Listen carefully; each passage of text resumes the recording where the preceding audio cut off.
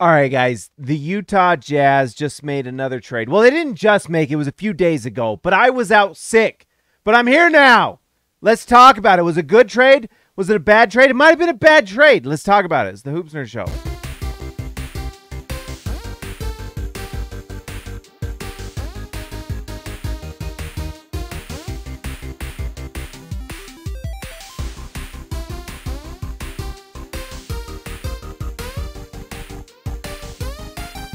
All right, guys. So the Utah Jazz traded Bojan Bogdanovic to the Detroit Pistons. And I think overall, let's talk about the Pistons, I guess, and then let's talk about the Jazz. For the Pistons, it's a good trade.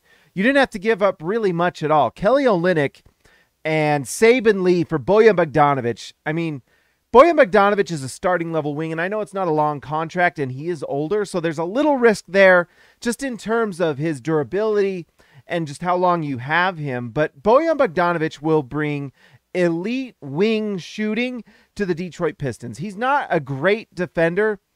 He'll play up to average level in the playoffs and things like that. He's never going to be an elite defender or anything like that, especially now that he's getting older. But he brings elite shooting for sure.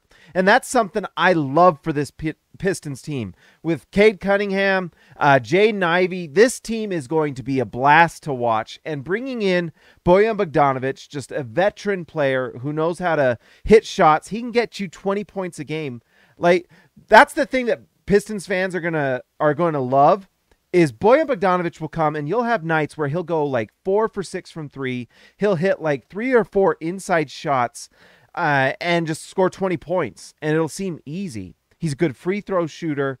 And he does a little bit of stuff off the block. He's a good post player. So here's a little bit about Bojan Bogdanovic for you Pistons fans. If you're not familiar already. Jazz fans, we're very familiar. The shooting is great. Both pull up and spot up three, but especially the spot up three. He is an elite knockdown three-point shooter. So when Jaden Ivey, Cade Cunningham, they throw that ball out, he's going to knock that down. There are some times where it's weird how he can go in little slumps here and there, but overall, just an elite shooter. He's not good in isolation. So if you give Bojan the ball and you ask him to go like play one-on-one and break somebody down, he's just not great at it. His handle is not great. And you'll find that out real fast, Pistons fans. It's not a great handle. But what he is good at is in the post. So if the Pistons are able to create mismatches and get Bojan in the post, he is fantastic. He's actually one of the best in the league. You can go look up the advanced numbers. You can go watch the film. He is fantastic at taking advantage of mismatches, because one of the things about Bojan that's also interesting is he's big. He's like 6'8". He's got size, and he knows how to use it, and he uses it especially well in the post. So that's what he's good at. Defensively, not great, not a good rebounder. He's not the greatest passer, although here and there he'll make the right read and things. But overall, this is a guy that is a play finisher. Shoot the ball, pull up three, spot up three in the post. Really good. All right, so for the Pistons, they're going to be a lot of fun. Duren, Cunningham, Jaden Ivey, Sadiq Bey, this team is going to be a lot of fun. I am actually really excited to watch the Detroit Pistons. They are really interesting and at the very least really fun. Now, Utah Jazz. What's going on?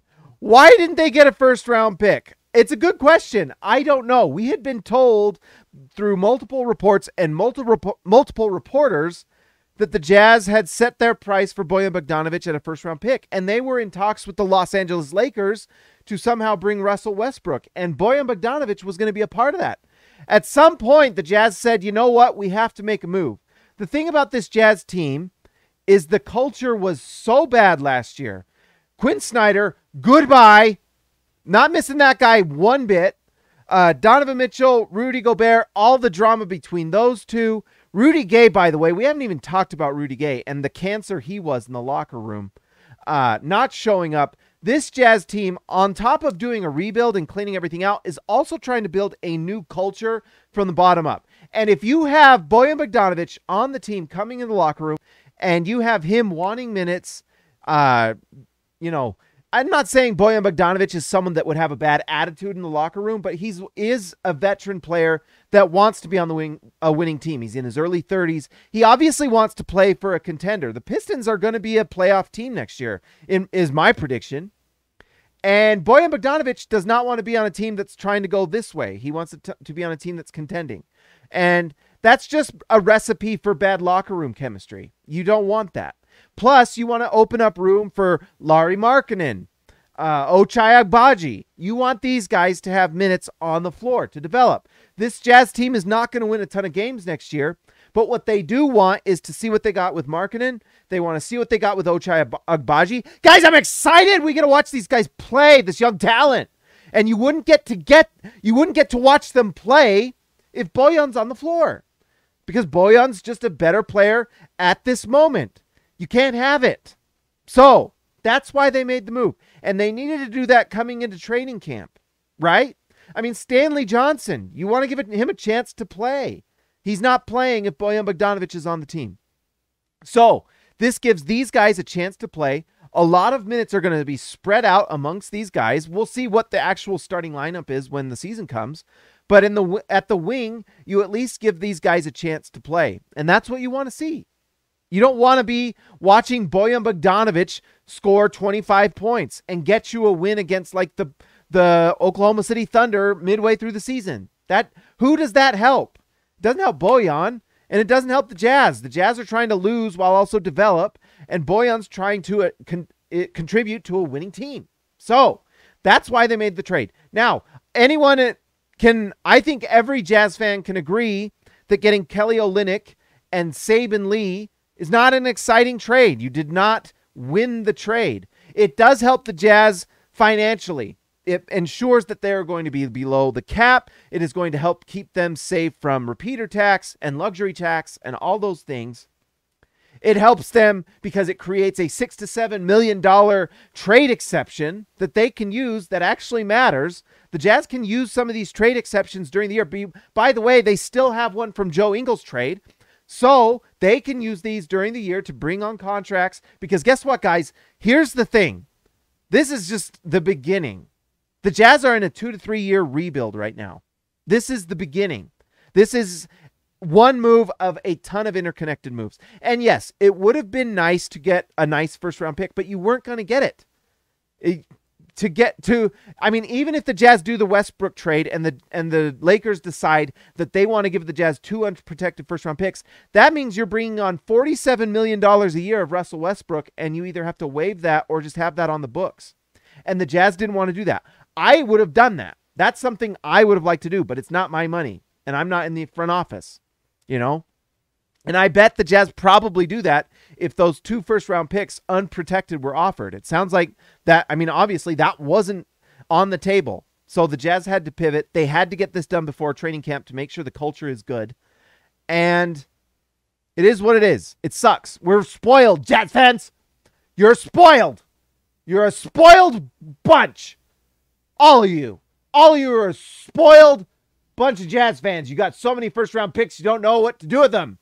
It's like your mom gave you the whole bag of Hershey's Kisses, and then we got mad because we didn't get ice cream afterwards. All right? It's okay. We still got like a whole bag of Hershey Kisses, and they're also the swirly ones that are a little better than the regular ones, okay? Where you've got really, really spoiled. All right? It's okay. We're going to be okay. The thing is, the Jazz are setting themselves up to make sure that they are financially ready for other picks to go in, because guess what? Trade deadline's coming, and I don't know if Jordan Clarkson and Mike Conley are still going to be on this team after upcoming trade deadline. We don't know. So that's pretty much why they did it. And you're building a culture of growth. You have a new head coach. You do not want to have this kind of crazy bad locker room things going on. By the way, Rudy Gay is somewhere off in the nether. He's on the James Webb Telescope watching Saturn. He is going to be nowhere near the Utah Jazz. He's going to be closer to Saturn and Jupiter than he is into that Utah Jazz locker room. You can count on that. Basically, that's what this trade is telling me. The culture, the vibes in the locker room, whatever you want to say. Are the kids saying the vibes? That's what the kids say. Whatever you want to say it, you want good energy in the locker room. Enough of this selfish basketball that the Jazz have been dealing with for the last 3 years, right? I'm personally kind of excited too to see Mike Conley as a mentor. I think it's a perfect role for him. It obviously, there's not really a trade out there for Mike Conley, so maybe he'll build his trade value and get traded later on, but that's probably for another video. Anyways, guys, if you haven't already, like and subscribe to the channel. Make sure you do it right now. The button's right there. Join the channel, be part of our live streams, which will be going live during games. We will be watching together. It's going to be fun. And also, just like as always, a shout out to our all-stars and all our members, but especially all our all-stars. They are the apple of my eye. I'm a little post-sickness. I'm feeling better. I'm excited for the season. Training camp is next week.